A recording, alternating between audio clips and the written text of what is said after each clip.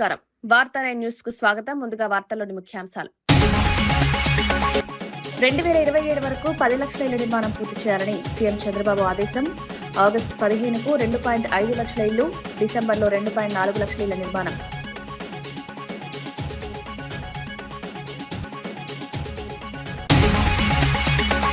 కొడంగల్ బాలాజీ ఆలయ పునర్నిర్మాణ పనులకు భూమి పూజ చేసిన సీఎం. అభివృద్ధి విషయంలో రాజకీయాలకు అతీతం. కొడంగల్ను రాష్ట్రానికే కాకుండా దేశానికి ఆదర్శంగా తీర్చిదిద్దామన్న రేవంత్ రెడ్డి.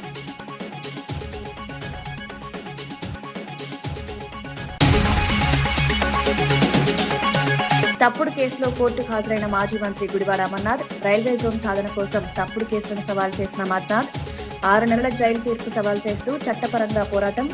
ప్రభుత్వ బెదిరింపులకు ఎదురుగా ప్రజాస్వామ్య రీతిలో పోరాటం. 50 ఏళ్ల అంగన్వాడీ వ్యవస్థకు టీజీ ఫుడ్స్ ద్వారా నాణ్యత.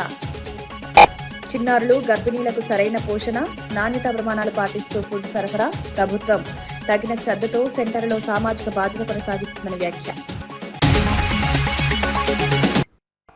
చంద్రబాబు నాయుడు గృహ నిర్మాణం, భూ సర్వేపై సమీక్ష నిర్వహించారు. ఆగస్టు 15 నాటికి 2.5 లక్షల ఇళ్ల నిర్మాణాన్ని పూర్తి చేయాలని, డిసెంబర్ నాటికి మరో 2.4 లక్షల ఇళ్లను పూర్తి చేయాలని ఆదేశించారు. 2027 నాటికి 10 లక్షల ఇళ్ల నిర్మాణ లక్ష్యంతో ప్రణాళికలు రూపొందించాలన్నారు. గ్రామీణ ప్రాంతాల్లో 3 సెంట్లు, పట్టణ ప్రాంతాల్లో 2 సెంట్ల భూభాగం కేటాయించడం, నివాసితులకు సరైన స్థలం, మౌలిక సౌకర్యాలు అందించడం కీలకమని తెలిపారు. విజయవాడ, ఇతర ప్రాంతాల్లో ఇళ్ల నిర్మాణ పనులను సమర్థవంతంగా పర్యవేక్షిస్తూ ప్రభుత్వం నిరంతరం పురోగతిని గమనిస్తుందని స్పష్టం చేశారు. ఈ చర్యలు ప్రణాళికతో, సమయపాలనతో అమలు చేయబడతాయని, ప్రజలకు స్థిరమైన నివాసం కల్పించడానికి ప్రభుత్వం కట్టుబడి ఉందని తెలిపారు. ఒకవేళ వాళ్ళు గాని ఒప్పుకుంటే 2 సెంట్లు బదులు 3 సెంట్లు కావాలంటే వాళ్ళు మోడిఫికేషన్ చేసి ఎగ్జిస్టింగ్ లేఅవుట్ లో అది కూడా ఇవ్వండి. ఈ 2 ఎక్సర్సైజ్లు అయిన తర్వాత బ్యాలెన్స్ బెనిఫిషరీస్, బ్యాలెన్స్ ఎవరైతే ఉన్నారో రిమైనింగ్ బెనిఫిషరీస్, కొంతమందికి అక్కడ ఉండడానికి కూడా విల్లింగ్ లేదు, కొంతమంది కొత్త వాళ్ళు ఉన్నారు. వీళ్ళని ఒకసారి ఎస్టిమేట్ చేయండి. ఎస్టిమేట్ చేసి ఇప్పటికీ ఏదైతే ఉందో ల్యాండ్ ఎక్కడెక్కడ మీకు పాసిబిలిటీ ఉందో డిస్ప్యూట్ లేకుండా ఇమ్మీడియట్ అక్విజిషన్ చేసి హౌస్ సైట్స్ ఇచ్చేసి ఈ హౌస్ సైట్స్ కూడా ఇండ్లు కట్టాలి. టోటల్ 10 లక్షల ఇండ్లు కట్టాలి. మీకు వచ్చేది 2 లక్షల ఇంటి జాగాలు ఇవ్వాలి. ఇవన్నీ కూడా ఉండేటన్ని అడ్జస్ట్ చేసిన తర్వాత ఎలిజిబుల్ అటు ఇటు 10,000 20,000 ఉన్నా మీరు కన్సిడరేషన్ తీసుకుంటారు. స్టాచ్యురేషన్ బోర్డుకి వెళ్తున్నాం, 100% ఇస్తున్నాం. 60,000 మందికి పట్టాలు ఒక్క విజయవాడలో ఇచ్చే అవకాశాలున్నాయి. ఇదే మరిగా విశాఖపట్నంలో ఒక 20,000-40,000 వేలకు అక్కడ కూడా ఇచ్చే అవకాశం ఉంది. ఒక 10,000-15,000. ఇలాంటి చాలా గ్రామాలు, ఈవెన్ గుంటూరు 22 ఏకర్ చాలా ల్యాండ్స్ ఉన్నాయి. ఇవన్నీ కూడా మీరు తీసుకొని నాకు అవన్నీ కూడా క్లియర్ చేసి 100% రెగ్యులరైజ్ చేయడం మన బాధ్యత. 1 ఈజ్ 4,88,000 ఆన్ గోయింగ్ హౌసింగ్, 2.5 లక్షలు ఆగస్ట్ 15. 2 మిగిలిన 2,33,000 38,000 వస్తుంది. 4,88,000 అంటే అది బై డిసెంబర్. రిమైనింగ్ 10 లక్షల ఇండ్లు 2 ఇయర్స్. 2 ఇయర్స్ అంటే ఇప్పటి నుంచి నెక్స్ట్ ఇయర్ 2028 డిసెంబర్ మీరు ప్లాన్ చేసుకోండి. దీనికి కావాల్సిన హౌస్ సైట్స్ ఎగ్జిస్టింగ్ లేఅవుట్స్ లో దోస్ హు ఆర్ విల్లింగ్. కొడంగల్లో ప్రతి ఒక్కరూ 2034 వరకు కలిసికట్టుగా పనిచేయాలని ముఖ్యమంత్రి రేవంత్ రెడ్డి తెలిపారు. రాజకీయాలు, పార్టీలు, గుంపులు, వ్యక్తిగత స్వార్థాలను పక్కన పెట్టి ప్రజాసేవకు, ప్రాంతీయ అభివృద్ధికి దృష్టి సారించాలని సూచించారు. ఒక తరహా అన్ని వర్గాలు, వయసులు, పార్టీలు కలిసినప్పుడు కొడంగల్ దేశంలో ఆదర్శ నియోజకవర్గంగా నిలుస్తుందని, విద్య, రోడ్లు, వ్యవసాయం, ఆరోగ్యం, భవన నిర్మాణం వంటి ప్రధాన రంగాల్లో సమన్వయాన్ని పెంచి అభివృద్ధి కార్యక్రమాలను వేగవంతం చేయాలని ముఖ్యమంత్రి హితవు సూచించారు. ప్రతి వర్గం, ప్రతి వ్యక్తి అందరికీ సమాన అవకాశాలు, శ్రద్ధ చూపుతూ కూటమి రూపంలో కొడంగల్ అభివృద్ధికి కృషి చేయాలన్నారు. కొడంగల్ పోయి చూసి రావాలి అని అనుకునేటట్టు ఉండాలి. గానే మా కిషన్ నాయక్ ఉన్నాడు, సార్ మా ఊరికి కరెంటు లేదు, సబ్ స్టేషన్ ఇస్తే నీకు మంచిగా ఏంది యాటను కోసి దావత్ ఇస్తాను. మరి ఆ ఎల్ల ఒక సబ్ స్టేషన్ కోసం ఎక్కడెక్కడనో తిరిగి కన్నోళ్ళ కాళ్ళు పట్టుకొని ఆ ఎల్ల తెచ్చిన. ఇవాళ ఒక్కటి కాదు 100 కావాలంటే మనం సంతకం పెట్టుకుంటే అయితే ఒక్క సబ్ స్టేషన్ కోసం ఆయన కన్నమ్మ కష్టాలు పడాల్సి వచ్చిందారే మా కిషన్ నాయక్ అడిగే మరి ఎట్లనైనా చేయాలి కదా ఆ తండాలకు అని మరి ఆయన సబ్ స్టేషన్ తెచ్చుకున్నాం. ఒక్కటి తెచ్చుకుంటే పెద్ద విజయం అన్నట్టు అనిపించింది. ఇవాళ 400 kV సబ్ స్టేషన్ పరిగికి తెచ్చుకున్నాం. ఇవాళ పెద్ద ఇండస్ట్రియల్ పార్క్ 2000-3000 ఎకరాలల్లా పెద్ద పెద్ద పరిశ్రమలు దేనికే ఇవాళ మనము లగచర్ల దగ్గర మనం పెద్ద పరిశ్రమలే కట్టుకుంటున్నాం. డైరెక్ట్ కోస్గి నుంచి ఇంటర్నేషనల్ ఎయిర్పోర్ట్ వరకు 300 ఫీట్ల రోడ్డు ముంబై పూనా ఎట్లుంటుందో అంత గొప్ప రోడ్డు ఇవాళ మనం తెచ్చుకుంటున్నాము. ఇవాళ కొడంగల్ చౌరస్తా ఆ ఎల్ల ఎట్లుండే ఇవాళ ఎట్లా తయారవుతుంది. ఆ ఎల్ల ఈ గుడికాడికి వస్తే ఎన్ని సందులు ఎన్ని గుంతలు ఎట్లుండేనో మీరందరూ చూసారు. ఇవాళ మనం కట్టుకోబోతున్న గుడి నమూనా ఆ పక్కన కనిపిస్తుంది. అందుకే మిత్రులారా ప్రతి ఊర్లో చిన్న చిన్న సమస్యలు ఉంటాయి, భిన్నమైన అభిప్రాయాలు ఉంటాయి, అక్కడక్కడ భేదాభిప్రాయాలు కూడా ఉంటాయి. కానీ నా సూచన ఒక్కటే, రాజకీయాలకు అతీతంగా మనం వ్యవహరించాలి. మనందరం కలిసికట్టుగా ఉండాలి. మీరందరూ కలిసికట్టుగా ఉంటే ఎన్ని వందల కోట్లైనా ఇవాళ మన దగ్గరికి తెచ్చుకునే పరిస్థితి. హైదరాబాద్ లో చిల్కల్గూడ ప్రాంతంలో మధ్యరాత్రి జరిగిన ఘోర హత్యపై ఏడీసీపీ నర్సయ్య స్పందించారు. ఆఘాతక హత్యకు బాధ్యులను తక్షణమే గుర్తించి నేరాలకు ఎదురుదెబ్బ ఇవ్వడానికి ప్రత్యేక బృందాలను ఏర్పరిచినట్లు తెలిపారు. సెంట్రల్ పోలీస్ విభాగం, స్థానిక పోలీస్ స్టేషన్లు వేగవంతమైన సర్వేల ద్వారా పరిస్థితిని పరిశీలిస్తున్నాయి. ఈ ఘటన తర్వాత నగరంలో రాత్రిపూట సర్వేలు పెంచి ప్రజల భద్రతను భరోసా ఇవ్వడం ముఖ్యమని పేర్కొన్నారు. యువకులపై దాడి, హింసాచర్యలు ఈ ప్రాంతంలో మరింత చోటు చేసుకోకుండా పౌరుల సురక్షిత జీవనానికి కేంద్ర ప్రభుత్వం, పోలీస్ వర్గాలు చర్యలు తీసుకుంటున్నాయి. ఈ కొత్త భద్రతా ప్రణాళిక విద్యార్థులు, ఉద్యోగులు, స్థానికులందరికీ ముఖ్యమైంది. ఏడీసీపీ సూచనల ప్రకారం ప్రజలు అప్రమత్తంగా ఉండాలి, పోలీస్ సూచనలను అనుసరించాలి. తర్వాత ఆయన ఫ్రెండ్స్ కూడా ఉన్నారు. కార్తీక్ అనే ఫ్రెండ్స్ అక్కడ ముగ్గురు కూర్చొని దే ఆర్ వాచింగ్ క్రికెట్. అరుగు మీద కూర్చున్నప్పుడు సడన్గా అటాక్ చేస్తే అతనికి తీవ్రమైన కత్తిపోట్లైనా ఇమీడియట్గా పోలీసు ఇన్ఫర్మేషన్ అదే రకంగా లోకల్ పీపుల్ తోటి గాంధీ హాస్పిటల్కి షిఫ్ట్ చేయడం జరిగింది. సో ఆ రకంగా అతను తీసుకెళ్ళిన తర్వాత అతను గాయాలతో చనిపోవడం జరిగింది. సో ఇప్పటికున్న ప్రాథమిక దర్యాప్తు ప్రకారము ఏదైతే మృతుడు డిసీజ్డ్ ఏదైతే ఉన్నాడో అతను అమ్మాయితోటి లవ్ అఫేర్ ఉందని ఒక ప్రాథమికంగా తేలింది.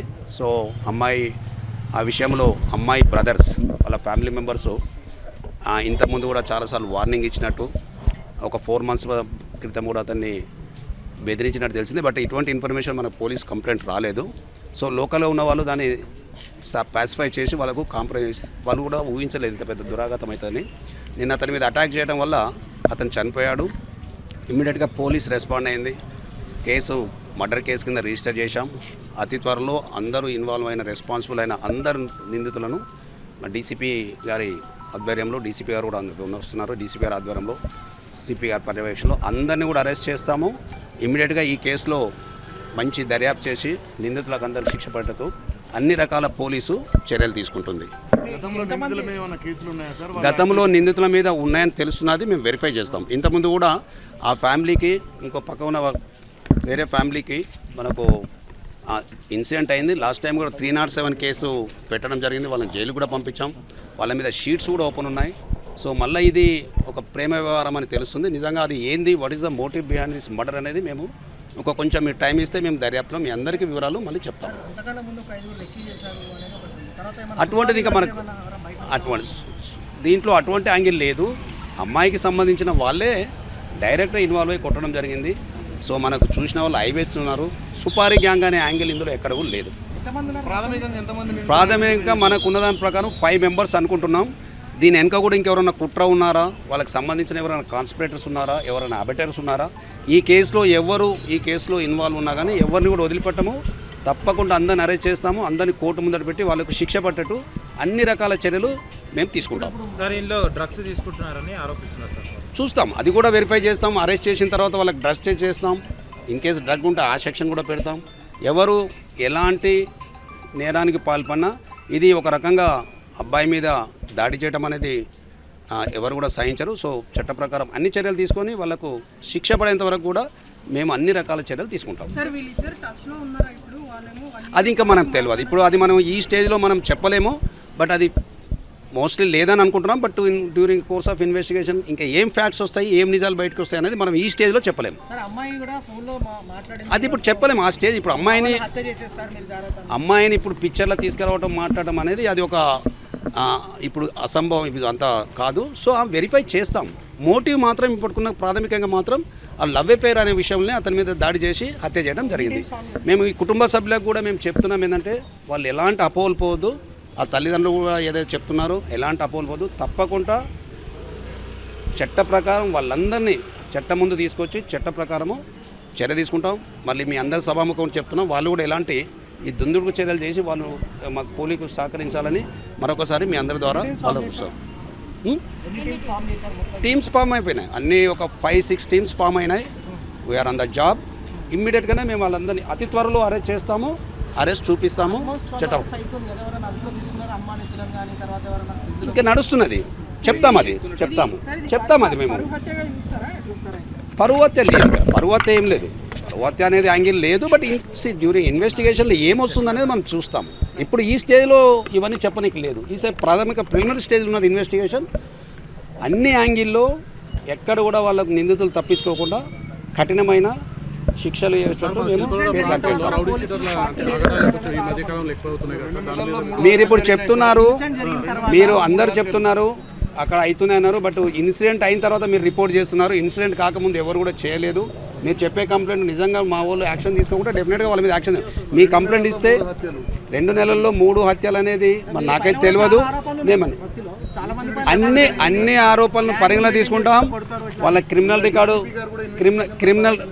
రికార్డు అంతా తీసుకుంటాం. వాళ్ళని అన్ని రకాలుగా కట్టడి చేయడానికి అన్ని ప్రయత్నాలు చేస్తాం.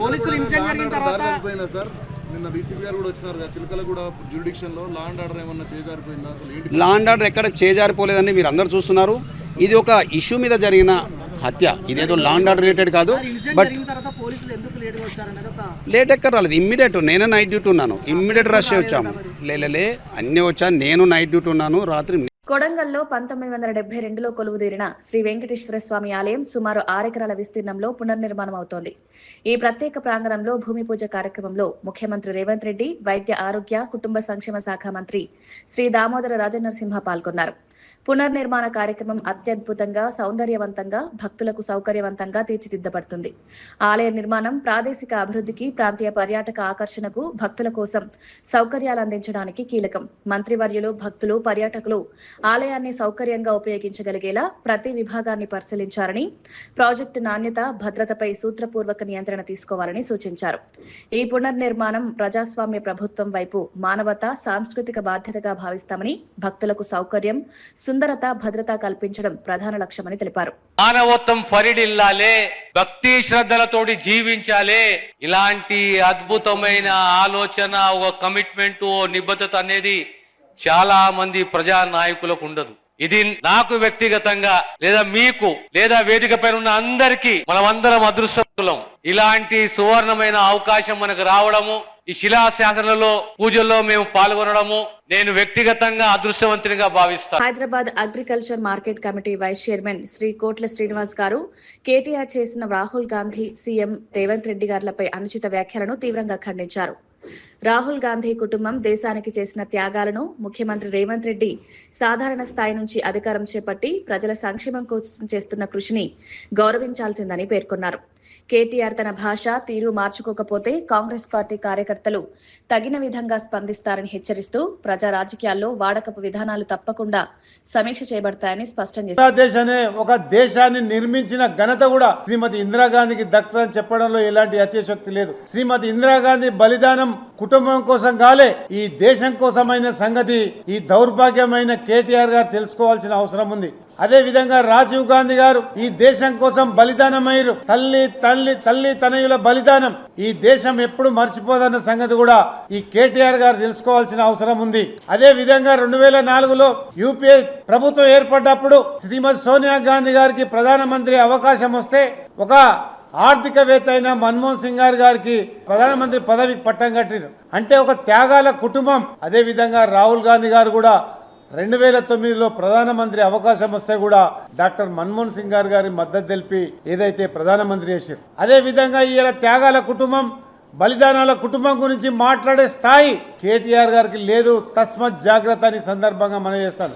అదే విధంగా రాష్ట్ర ముఖ్యమంత్రి రేవంత్ రెడ్డి గారి పట్ల పిచ్చి పిచ్చిగా మాట్లాడితే ఒక జెడ్పీటీసీగా, ఒక ఎమ్మెల్సీగా, ఎమ్మెల్యేగా, ఎంపీగా, కాంగ్రెస్ పార్టీ వర్కింగ్ ప్రెసిడెంట్గా, రాష్ట్ర కాంగ్రెస్ పార్టీ అధ్యక్షునిగా, అదేవిధంగా ఇలా రాష్ట్ర ముఖ్యమంత్రిగా ఒక ప్రజాపాలన చేస్తున్న ముఖ్యమంత్రి పైన నువ్వు వరంగల్ గడ్డ మీద నువ్వు పిచ్చి పిచ్చి మాటలు మాట్లాడితే కాంగ్రెస్ పార్టీ కార్యకర్తలు ఊరుకో. తస్మత్ జాగ్రత్త. గతంలో మీరు ఆర్థిక విధ్వంసం చేసిర్రు, గతంలో మీరు అవినీతి పాల్పడ్డారు. మీ కుటుంబానికి మాత్రం పశ్చిమ బెంగాల్ రాజకీయాల్లో సీనియర్ నాయకుడు సువేందు అధికారి బీజేపీలో శాసనసభాపక్ష నేతగా ఏకగ్రీవంగా ఎన్నికయ్యారు. కోల్కతాలో కేంద్ర హోంమంత్రి అమిత్ షా సమక్షంలో జరిగిన సమావేశంలో ఈ నిర్ణయం తీసుకున్నారు.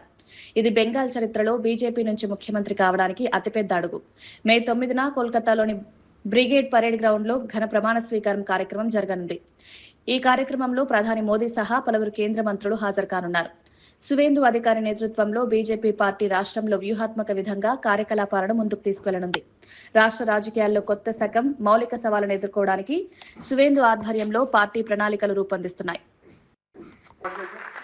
এরপর আমাদের মাননীয় শফিক ভট্টাচার্য মহাশয়, আমাদের বিধায়ক দলের নেতা আমাদের শুভেন্দুদাকে সংবর্ধনা দেবেন।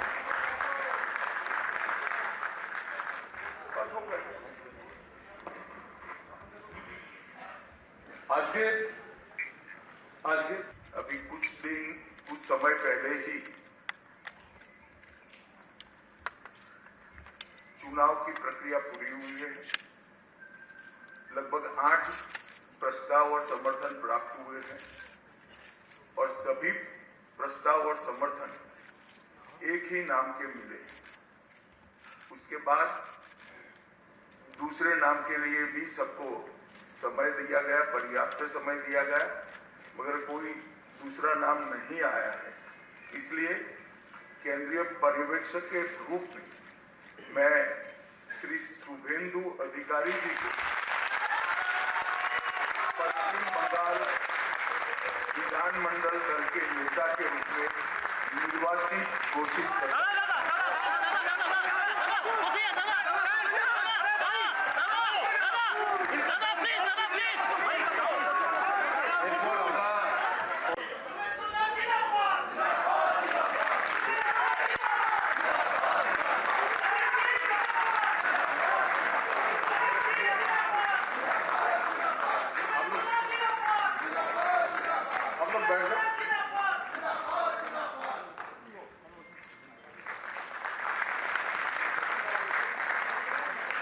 আমাদের উড়িষ্যার সিএম আমাদের মোহন মাঝিজি সম্বর্ধনা করলেন।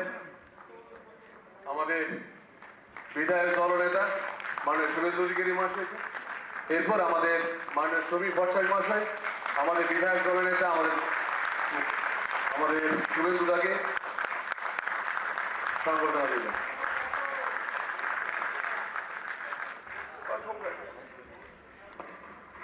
అంగన్వాడీ సెంటర్లలో చిన్నారులు, గర్భిణీ స్త్రీలకు అందించే పోషకాహారం ద్వారా వారి ఆరోగ్యం, పోషణ స్థిరంగా ఉండి టీజీ ఫుడ్స్ కార్మికుల కోసం ప్రత్యేక దృష్టి తీసుకుని వారి ఆరోగ్యం, పనితీరు పట్ల ప్రభుత్వ శ్రద్ధను నిరూపించింది. కొత్త కార్యక్రమం ప్రారంభించి కార్మికులు సముచిత పోషకాహారం పొందేలా చర్యలు చేపట్టడం ప్రారంభమైంది. చైర్మన్ టి నిర్మలా జగ్గారెడ్డి ఈ విధంగా సెంటర్లలో తగిన నాణ్యత, భద్రత, సరైన సరఫరా కొనసాగించడం ప్రధాన లక్ష్యం. ప్రభుత్వ, ప్రైవేట్ భాగస్వామ్యంతో చిన్నారులు, స్త్రీలు ఆరోగ్యంగా ఉండే విధంగా నిరంతర ఫుడ్ సప్లై, నాణ్యత నియంత్రణ కొనసాగిస్తామని తెలిపారు. అందరికీ మరి చేసే సేవ మీకు ఇంకా కూడా కలిగించాలి. ఆ దేవుడు ఆరోగ్యాలు కూడా మీకు ఇవ్వాలి. ఎందుకంటే ఈ రోజు మేము ప్రతి జిల్లాలో చూస్తే ఫుడ్ నుంచి వచ్చే ఆహారం తిని కొంతమంది పిల్లలు వెయిట్ లాస్ ఉండడం, పెరగకపోవడం, హైట్ పెరగకపోవడం, లేకపోతే రక్తహీనత, రక్తం తక్కువ ఉండిపోవడం, అలాంటి రోగాలు ఎన్నో వస్తున్నాయి. కానీ ఇక్కడ నుంచి ఏర్పాటు చేసిన అంగన్వాడీ టీచర్స్ కి ఇచ్చి మరి వాళ్ళందరూ కూడా సప్లై చేస్తుంటే ఈరోజు చాలా ఈ కార్పొరేషన్, ఈ ఫుడ్ కార్పొరేషన్ నుంచి చాలా మంచి వెల్నెస్ వస్తుంది పిల్లలందరికీ, తల్లులకు కూడా. తెలంగాణ రాష్ట్రం కాదు, ప్రతి దగ్గర కూడా ఆడవాళ్ళు బలహీనంగా ఉంటారు, రక్తహీనంగా ఉంటారు. ఎందుకో మన అందరికీ తెలుసు. మహిళ ఎప్పుడైనా కానీ పంచి పెట్టడమే కానీ తన కడుపు చూడదు, ఎదుటి వాళ్ళ కడుపు చూస్తుంది. భర్త కానీ, కొడుకు కానీ, బిడ్డ కానీ కడుపు చూస్తుంది, తన కడుపు కాల్చుకొని. మనము ప్రొవైడ్ చేస్తే ఆ తల్లికి కడుపులో ఉన్న బిడ్డ బాగుంటది, తల్లి బాగుంటది, ఆరోగ్యంగా ఉండాలి. మరి ఆరోగ్యం లేకపోతే హాస్పిటల్లో లేకపోతే పుట్టిన పిల్లలు చనిపోవడం జరుగుతుంది. కాబట్టి మన ముఖ్యమంత్రి గారు మరి మంచి ఆలోచన చేసి ఈ కార్యక్రమాన్ని ఏర్పాటు చేసి కొండాపూర్ పోలీస్ స్టేషన్లో డీఎస్పీ సత్తయ్య గౌడ్ మీడియా సమావేశం నిర్వహించి గౌరీరెడ్డి శ్రీధర్ రెడ్డి చేసిన అసత్య ఆరోపణలకు సమాధానమిచ్చారు. గ్రామంలో ఫ్యాక్టరీ నిర్మాణానికి సంబంధించి బెదిరింపు కేసు నమోదు చేసి విచారణ కొనసాగుతున్నట్లు తెలిపారు. కేసులో ఏవైనా అభ్యంతరాలుంటే సంబంధిత శాఖలకు ఫిర్యాదు చేయాలని సూచించారు. మహిళా ఎస్ఐపై అనుచిత వ్యాఖ్యలు చేసినట్లయితే అట్టుదాటి ప్రవర్తనే చర్యలకు కారణమని స్పష్టం చేశారు. గతంలో శ్రీధర్ రెడ్డిపై పలు కేసులు నమోదయ్యాయని, పోలీస్ చర్యతో అందరితో సమానంగా తీసుకున్నట్లు తెలిపారు. ఆ గ్రామంలో ఒక కొత్త నూతనంగా నిర్మితమవుతున్న ఒక ఫ్యాక్టరీకి సంబంధించి ఆ ఫ్యాక్టరీకి సంబంధించిన వ్యక్తి మీద అక్కడికి పోయి బెదిరించినాడని, ఫోన్లో బెదిరించినాడని ఓ దరఖాస్తు వస్తే ఎస్ఐ గారు కేసు నమోదు చేయడం జరిగింది. ఆ కేసు నమోదు చేసిన దాంట్లో విచారణలో భాగంగా అతన్ని పోలీస్ స్టేషన్కి పిలవడం జరిగింది. పోలీస్ స్టేషన్కి పిలవడంలో భాగంగా పిలుచుకొచ్చిన తర్వాత అతన్ని కొన్ని విషయాలు అడగడం జరిగింది. మీరు ఎందుకు పోయారు, మీరు ఎందుకు ప్రశ్నించారు, ఒకవేళ మీకు అభ్యంతరం ఉంటే సంబంధిత శాఖలతో మీరు సంప్రదించి వాళ్ళకు పిటిషన్ ఫిర్యాదు రూపకంగా కానీ కన్సల్ట్ చేసి కానీ వాటికి తీసుకోవచ్చు అని చెప్పేస్తున్నప్పుడు అతను మహిళా అధికారం కూడా చూడకుండా అభ్యంతరకర భాష మాట్లాడడం. దాని విధంగా మొదలు వచ్చినప్పుడు పోలీస్ స్టేషన్లో అందరికీ రిసీవ్ చేసుకున్నట్టే అతన్ని కూడా రిసీవ్ చేసుకోవడం జరిగింది, అతనితో మాట్లాడడం జరిగింది. అతను చెప్పింది కానీ అతని ప్రవర్తన మీ అందరికీ కూడా గతంలో మీరు లోకల్ కాబట్టి మీకు ఐడియా కూడా ఉంటుంది. కొంత అభ్యంతరకరమైన భాష వాడడం వల్ల అతన్ని ఇప్పుడు ఆ రకం కింద కూర్చోబెట్టిందని చెప్పేసి అతను చెప్పుకుంటాడు. దానికి కారణం ఎవరు? ఆయన ప్రవర్తన. సరే, ఆ విషయం అది ఉంది. దాని మీద విచారణ జరుగుతుంది. దాని మీద దాని తదుపరి చర్య తీసుకుంటాం. కేసే లేదు అంటే అతను మీరు ఆ వీడియోలో మీరు చూస్తూ మీకు అందరికీ కూడా మీరు అంతా చెప్తున్నాం. నాకు కేసు అవుతుందని తెలుసు, నేను తెలిసే చేసినా అని చెప్పేసి స్పష్టంగా ఆయన ఒప్పుకోవడం జరుగుతుంది. చట్టం పట్ల ఎంత దాని గురించి విధేయత ఉంది, చట్టం పట్ల ఏ రకమైనటువంటి అభిప్రాయం ఉందని దాన్ని బట్టి మీరు అర్థం చేసుకుంటారు. అతనే చెప్తుండ్రు, మీరు నేను కూడా చూసిన ఫుటేజ్ క్లిప్పింగ్.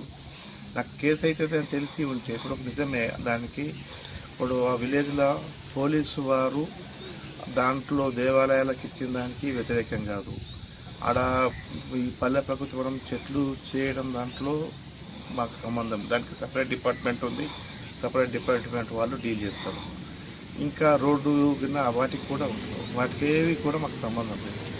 వాటికి ప్రతి డిపార్ట్మెంట్ ప్రతి ఒక్క పనికి ఒక శాఖ ఉంది. ఆ శాఖ వాళ్ళు దానికి సంబంధించేసి వాళ్ళు చూస్తారు. ఇప్పుడు ఎవరికైనా ఏమైనా అభ్యంతరాలు ఉంటే అతనే కాదు ఇంకెవరికైనా కానీ, ఆ ఊరు వాళ్ళు కాదు వేరే ఎవరికైనా కానీ ఎవరికైనా అభ్యంతరం ఉంటే ఖచ్చితంగా సంబంధిత శాఖతోటి సంప్రదించి దాంతో తగు చర్యలు తీసుకోవడానికి ప్రతి వ్యక్తికి, భారతదేశంలో ఉన్న ప్రతి పౌరుడికి స్వేచ్ఛ ఉంది. పోలీసు వారిని దాంట్లో డబ్బులు తిన్నారు ఆరోపణలు ఉంటే, ఒకవేళ నిజంగా ఆయన దగ్గర ఆధారం ఉంటే మా పై అధికారులు ఉంటారు, ఆ పై అధికారుల దగ్గర పోయి సంప్రదిస్తే ఖచ్చితంగా వాళ్ళు విచారణ చేస్తారు. దానికి అనుగుణంగా లభించిన సాక్ష్యాధారాల ఆధారంగా చర్యలు తీసుకుంటారు. కానీ ఈ రకంగా చేయడము ఇదంతా ఒక రకంగా బెదిరింపు చేసే కార్యక్రమంలో భాగమని నేను చెప్తాను. ఎందుకంటే అతను నా మీద కేసులు లేవు అని చెప్పేసాను. అతని మీద ఒక 5 కేసులు ఈ కేసులో కలుపుతాను.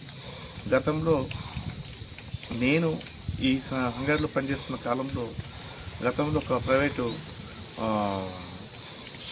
ఈ వెంచర్ వాళ్ళతోటి ఏదో మధ్యవర్తి 1975లో ప్రధాని ఇందిరాగాంధీ చేత ప్రారంభించిన అంగన్వాడీ వ్యవస్థ పేదల కడుపు తడమే విధంగా సేవలందించింది. ప్రస్తుతం ఈ సెంటర్లో టీజీ ఫుడ్స్ ద్వారా చిన్నారులు, గర్భిణీ స్త్రీలకు పోషకాహారం సరఫరా అవుతోంది. సీతక్క పంచాయతీరాజ్, గ్రామీణాభివృద్ధి, స్త్రీ శిశు సంక్షేమ శాఖ మంత్రి ఆహార నాణ్యత ప్రమాణాలను తప్పనిసరిగా పాటించాలన్నారు. చిన్నారుల ఆరోగ్యం, భద్రత, పోషణకు ప్రాధాన్యత ఇవ్వడం ముఖ్యమని స్పష్టం చేశారు. టీజీ ఫుడ్స్ సప్లైలో ఖచ్చితమైన నియంత్రణ, నాణ్యతా ప్రమాణాలను పాటించడం ద్వారా పిల్లలు, స్త్రీలు ఆరోగ్యంగా ఉండేలా ప్రభుత్వం కృషి చేస్తుంది. మహబూబ్నగర్ జిల్లా నుంచే బూరుగుల రామకృష్ణారావు గారు కూడా రావడం జరిగింది. ఈనాటి ముఖ్యమంత్రి గారు కూడా రేవంత్ రెడ్డి గారి జిల్లా నుంచి ఆనాడు 75లో పేద పిల్లల కడుపు నింపాలి అని, పేద పిల్లలు ఆకలితో అల్మటించవద్దని అంగన్వాడీ సెంటర్స్ను ప్రారంభించినటువంటి మహనీయురాలు, ఉక్కు మహిళ మరి స్వర్గీయ ఇందిరమ్మ గారు అని ఈ సందర్భంగా తెలియజేస్తా ఉన్నాను. ఆనాడు ప్రారంభించినటువంటి అంగన్వాడీ సెంటర్స్ కు మరి ఈ యొక్క టీజీ ఫుడ్ ఇక్కడ నుంచి అన్ని ఉమ్మడి ఆంధ్రప్రదేశ్ లోని అన్ని అంగన్వాడీ సెంటర్స్ లోకి ఫుడ్ ను పంపించి పిల్లల యొక్క ఆహార భద్రతను పర్యవేక్షించినటువంటి పరిస్థితి, ఆహార భద్రతను కల్పించినటువంటి విషయం మనం గుర్తుపెట్టుకోవాలి. అంత మహా గొప్ప ప్రదేశం ఈ రోజు ఈ యొక్క టీజీ ఫుడ్ సెంటర్. ఇక్కడ పనిచేస్తున్నటువంటి కార్మికులకు అనేక రకాల సమస్యలు ఇంకా ఉండొచ్చు, కానీ మనం పెట్టే ఫుడ్డు బాలామృతం కానీ, బాలామృతం ప్లస్ కానీ, మరి ఇన్స్టెంట్గా రేపు నుంచి తొలి ముద్ద కానీ, ఇవన్నీ ఈ దేశ భవిష్యత్తు కోసం మన పిల్లల్ని బలంగా, వాళ్ళ బాల్యాన్ని బలంగా ఉండేందుకు తయారు చేసేటువంటి ఫుడ్డు ఇక్కడ మీ చేతుల మీదుగా తయారవుతుంది. అందుకని ఏ చిన్న మిస్టేక్ అయినా ఇవాళ ఈ సమాజము ఒక జనరేషను అనారోగ్యం పాలవుతుంది. అందుకనే ఇక్కడ నుంచి వచ్చే ప్రతిదీ కూడా చెక్ చేసుకొని ఏ అధికారి కానీ, ఏ కార్మికులు కానీ అశ్రద్ధ చేయొద్దు. ఇక్కడ నుంచి పోయేది తినే దాంట్లో మన పిల్లలు ఉంటారు, మన చుట్టాల పిల్లలు ఉంటారు, మన ఊరు పిల్లలు ఉంటారు, మన ఇంటి పక్క పిల్లలు ఉంటారు. అదే కాకుండా మన దేశ భవిష్యత్తు పిల్లలు. కాబట్టి అత్యంత జాగ్రత్తగా మనము ప్రతిదీ కూడా ఇక్కడ దృష్టి పెట్టుకొని తీసుకోవాలని కోరుకుంటూ, మరి ఇప్పటి వరకు ఈరోజు గెయిన్ ప్లాంట్ ఏదైతే మనము శంకుస్థాపన చేసుకున్నామో, భూమి పూజ చేసుకున్నామో, చాలా సంవత్సరాలుగా అది పెండింగ్ ఉంది. దాని మూలంగా కార్మికులకు కూడా కొంత బర్డెన్ ఉండొచ్చు. కానీ ఈరోజు అది తొందరగా కంప్లీట్ చేసుకుంటే ఇంకా నాణ్యమైనటువంటిది మనం అందించగలుగుతాం. కాబట్టి సెక్రటరీ గారు, చైర్మన్ గారు, మరి టీజీ ఫుడ్ ఎండి గారు చంద్రశేఖర్ రెడ్డి గారు, మరి 3 మెన్ టీమ్గా మీరు తయారై ముగ్గురు కనీసం వచ్చే నెల వరకు దాన్ని వాడుకలోకి తీసుకొస్తే ముఖ్యమంత్రి గారి చేతుల మీదుగా ఎమ్మెల్యే గారు, ఎంపీ మంత్రి గుడివాడ అమర్నాథ్ విశాఖపట్నం కోర్టులో హాజరయ్యారు. రైల్వే జోన్ సాధన కోసం గతంలో ఆమరణ నిరాహార దీక్ష చేపట్టిన సమయంలో టీడీపీ ప్రభుత్వం తప్పుడు కేసు పెట్టినట్లు ఆయన పేర్కొన్నారు. కోర్టు 6 నెలల జైలు శిక్ష విధించింది. అమర్నాథ్ గారి ఈ తీర్పును సవాల్ చేస్తూ చట్టపరంగా పోరాడుతున్నట్లు, ప్రభుత్వ బెదిరింపులకు అతన్ని తట్టిపెట్టలేరని స్పష్టం చేశారు. ఆయనకు మద్దతుగా ప్రజాస్వామ్య రీతిలో పోరాటం కొనసాగుతున్నట్లు బహిరంగంగా తెలిపారు. మాజీ మంత్రి వచనాలను అవమానంగా తీసుకోకుండా చట్టపరంగా సమస్యల పరిష్కారం కోసం పోరాడతామని చెప్పారు.